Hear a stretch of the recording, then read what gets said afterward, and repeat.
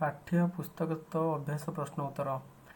1 number ନିମ୍ନଲିଖିତ ପ୍ରଶ୍ନଗୁଡ଼ିକର ଉତ୍ତର କୁହ। କ ନମ୍ବର ବର୍ଷରେ କେତୋଟି ଋତୁ ଆସେ? ଉତ୍ତର ବର୍ଷରେ 6ଟି ଋତୁ ଆସେ।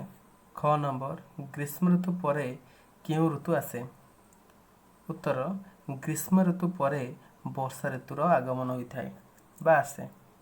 ଗ ନମ୍ବର ମେଘମାନେ କେଉଁଠି ମିଳିତ ହୁଅନ୍ତି? ଉତ୍ତର ଶୂନ୍ୟ ପଥରେ ବା ଆକାଶରେ ମିଳିତ ହୁଅନ୍ତି।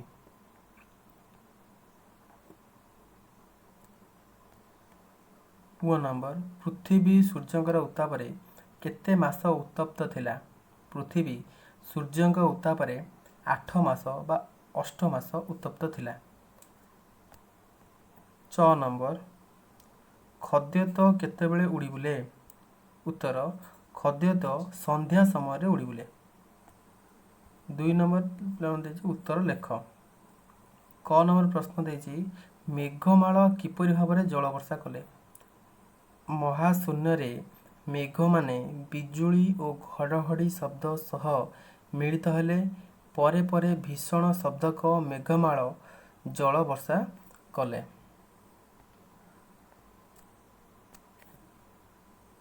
ଖ ନମ୍ବର ପ୍ରଶ୍ନ ଗର୍ଜନ୍ତି ଆବରୀଣ ପାଣି ଏଠାରେ କିଏ ଗର୍ଜିବା କଥା କୁହାଯାଇଛି?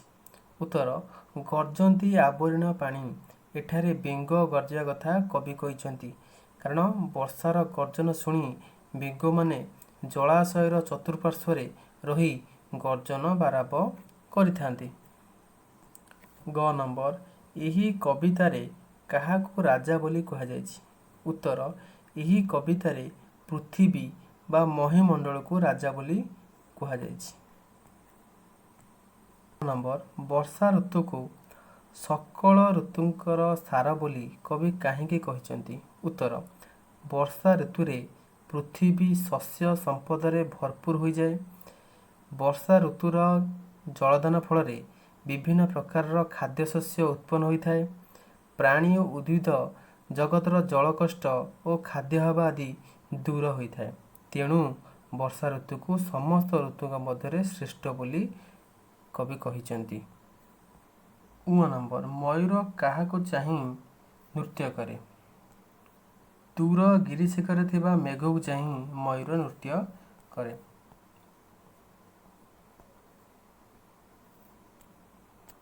3 ନମ୍ବର ସରଳ ଭାଷାରେ ବୁଝାଇ ଲେଖ। ସରଳ କଥା ପିଲାମାନେ ଦେଖ। କ ନମ୍ବର ମହିମଣ୍ଡଳ ଦୁଃଖ ଚାହିଁ ଜଳ ଛାଡ଼ିଲା ତୋଷ ହୋଇ। କେମିତି ଲେଖିବା ତାକୁ ଦେଖ। ମହିମଣ୍ଡଳ ତୋଷ ହୋଇ।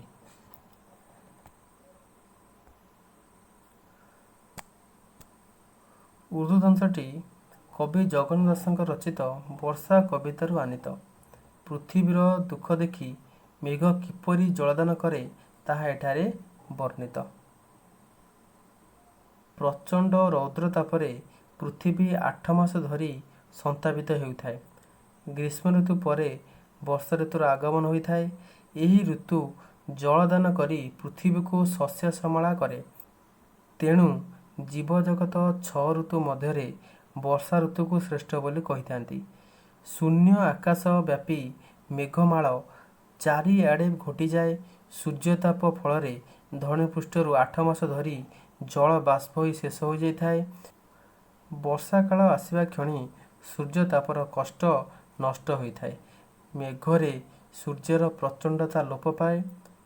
ପୃଥିବୀର ଦୁଃଖ ଦେଖି ମେଘ ଜଳଦାନ କରେ। ଘୋର ଗର୍ଜନ କରି ମେଘମାଳା ଜଳ ବର୍ଷିଥାନ୍ତି। କବି ମଧୁସୂଦନ ଲେଖିଛନ୍ତି ବାନ୍ଧର ଅଟେ ତରୁଲତା ଜୀବର ପ୍ରକାଶଇ କରୁଣା ସେ ନିରନ୍ତର। ଖ ନମ୍ବର ଅଳପ ନଦୀଏ ପୁରିଲେ ଲହରୀ ମୋତେ ଉଛୁଳିଲେ। ଉତ୍ତର ଅଳପ ନଦୀରେ ଉଛୁଳିଲେ। ଉଦ୍ଧୃତାଂଶଟି କବି ଜଗନ୍ନାଥ ଦାସଙ୍କ ଲିଖିତ ବର୍ଷା କବିତାରୁ ଉଦ୍ଧୃତ। ଏଠାରେ କବି ବର୍ଷା କାଳରେ କ୍ଷୁଦ୍ର କ୍ଷୁଦ୍ର ନଦୀର ଅବସ୍ଥା ସମ୍ପର୍କରେ ଆଲୋକପାତ କରିଛନ୍ତି। ବର୍ଷା ଋତୁ ଆସିବା ମାତ୍ରେ ଚାରିଆଡ଼େ ଅନବରତ ବର୍ଷା ହୋଇଥାଏ। ବର୍ଷା ଜଳ ଲାଭ କରି ପ୍ରାଣୀଜଗତ ଆନନ୍ଦିତ ହୋଇଥାନ୍ତି। ଜୁଳୁଜୁଳିଆ ପୋକମାନେ ସନ୍ଧ୍ୟାବେଳେ ଉଡ଼ି ବୁଲନ୍ତି। ମେଘର ଗୁରୁ ଗମ୍ଭୀର ଗର୍ଜନ ଶୁଣି ବେଙ୍ଗମାନେ ଜଳାଶୟ ଚାରିପାଖରେ ଥାଇ ଗର୍ଜନ କରନ୍ତି। ଛୋଟ ଛୋଟ ନଦୀ ଜଳରେ ପୂର୍ଣ୍ଣ ହୋଇ ଉଠନ୍ତି। ସେସବୁ ନଦୀରେ ହଠାତ୍ ବନ୍ୟା ଦେଖାଦିଏ। ଲହରୀ ସହିତ ଛୋଟ ଛୋଟ ନଦୀଗୁଡ଼ିକ ଉଛୁଳି ଉଠେ ଓ ଦୁଇ କୂଳକୁ ଛୁଇଁଥାନ୍ତି। ଗ ନମ୍ବର ଛତୁଜେ ଛତ୍ରପ୍ରାୟ ହୋଇ ରାଜାଙ୍କ ପ୍ରାୟ ଦିଶେ ମୋହି। ଛତୁଜେ ଦିଶେ ମୋହି ସଂସ୍କୃତ ପଦ୍ୟାଂଶଟି କବି ଜଗନ୍ନାଥ ଦାସଙ୍କ ଲିଖିତ ବର୍ଷା କବିତାରୁ ଉଦ୍ଧୃତ। ଏଠାରେ କବି ପୃଥିବୀକୁ ରାଜା ସହିତ କିପରି ତୁଳନା କରିଛନ୍ତି ତାହା ସମ୍ପର୍କରେ ବର୍ଣ୍ଣିତ ହୋଇଛି। ବର୍ଷା ଋତୁର ଆଗମନରେ ପୃଥିବୀ ଶସ୍ୟ ଶ୍ୟାମଳା ହୋଇଉଠେ। ପୃଥିବୀ ପୃଷ୍ଠରେ ବିଭିନ୍ନ ଶସ୍ୟରାଶି ଭରପୁର ହୋଇଯାଏ। ଶସ୍ୟରେ ଭରପୁର କ୍ଷେତକୁ ଦେଖି ମଣିଷ ଚିତ୍ତରେ ଆନନ୍ଦ ସଞ୍ଚାର ହୋଇଥାଏ।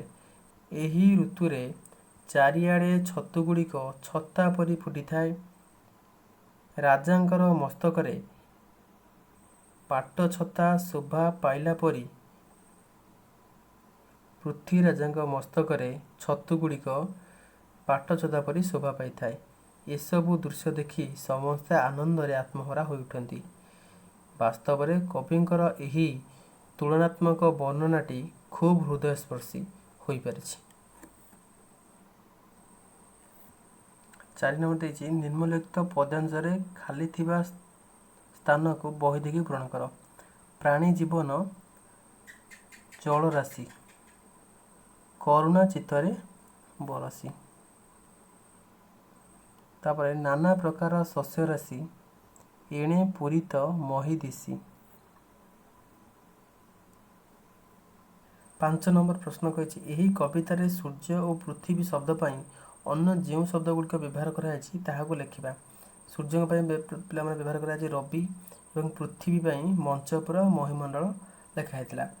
ବର୍ତ୍ତମାନ ତୁମେ ସୂର୍ଯ୍ୟଙ୍କର ଅନ୍ୟ ଏକ ପ୍ରତିଶବ୍ଦ ଗୁଡ଼ିକ ସବୁ ମନେ ରଖିପାରିବ। ସୂର୍ଯ୍ୟଙ୍କର ପ୍ରତିଶବ୍ଦ ଗୁଡ଼ିକ ହେଉଛି ରବି, ଦିବାକର, ଦିନକର, ଦିନମଣି।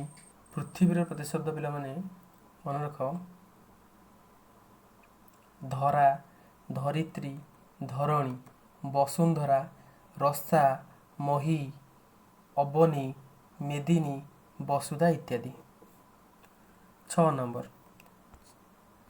ନମ୍ବର ବରଷା ଶବ୍ଦର ଗଦ୍ୟ ରୂପ ବର୍ଷା। ସେହିପରି ନିମ୍ନଲିଖିତ ଶବ୍ଦ ଗୁଡ଼ିକର ଗଦ୍ୟ ରୂପ ଲେଖିବା। ପଦ୍ୟ ରୂପ ଗଦ୍ୟ ରୂପ। ପଦ୍ୟ ରୂପ ଶବଦ, ଶବ୍ଦ, ଗରଜି, ଗରଜି, ଗର୍ଜି, ପରଶି, ବର୍ଷି, ଗ୍ରୀଷମ, ଗ୍ରୀଷ୍ମ, ତପତ, ତପ୍ତ। ସେମିତି ଲାଷ୍ଟ ଅଛି ଅଳପ, ଅଳ୍ପ।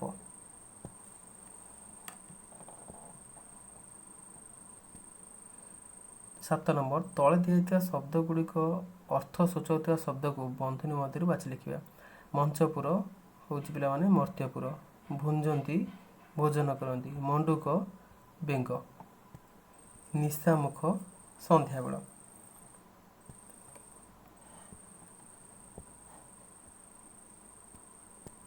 8 ନମ୍ବର ଦେଖ ପିଲାମାନେ ଆଠକୁ ଯେପରି ଅଷ୍ଟ କୁହାଯାଏ ସେହିପରି ନିମ୍ନଲିଖିତ ଶବ୍ଦ ଗୁଡ଼ିକୁ କ'ଣ କୁହାଯିବ ଲେଖ।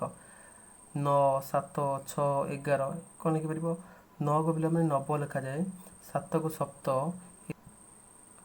11କୁ ଏକାଦଶ ବୋଲି ଲେଖାଯାଏ।